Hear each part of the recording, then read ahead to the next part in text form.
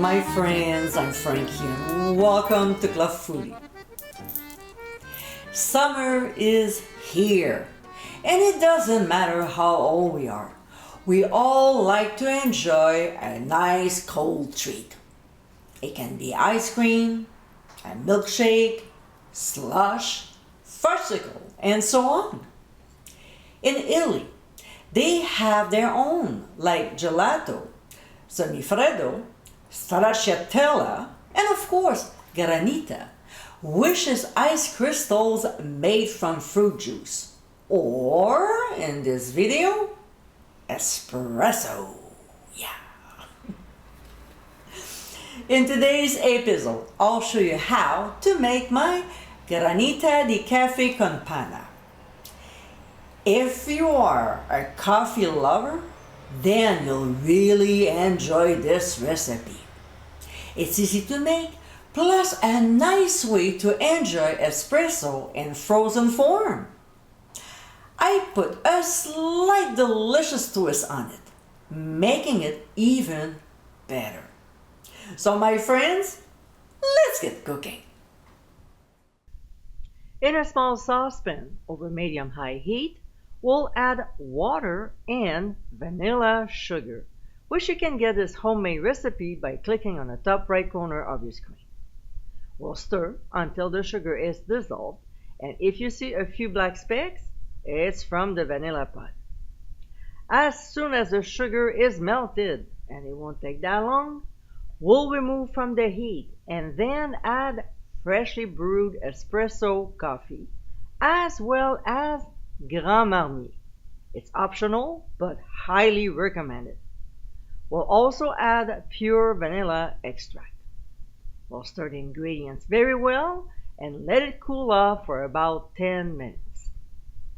Using a shallow dish like a large baking sheet or even a baking dish, we'll pour in the espresso mixture and transfer to the freezer, which was actually quite challenging. So I highly suggest using a baking dish. An hour and a half later, we'll take it out and scrape the frozen crystals using the tines of a fork.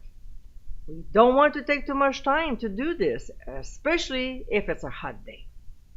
When this is done, we'll put it back into the freezer, but this time for only 1 hour. We'll repeat the process 5 more times every hour. Therefore, it's a good idea to start early in the morning if you want to serve it later on. A few hours later, the granita should look like this, which means it's ready. To serve, we'll put some whipped cream at the bottom of a dessert dish or a glass. I didn't show you how to make it because I have a full episode on how to make the perfect whipped cream. So check it out by clicking on the top right corner of your screen. We'll then add our granita that smells so lovely and another layer of whipped cream. For the finishing touch, we'll sprinkle on some cocoa powder.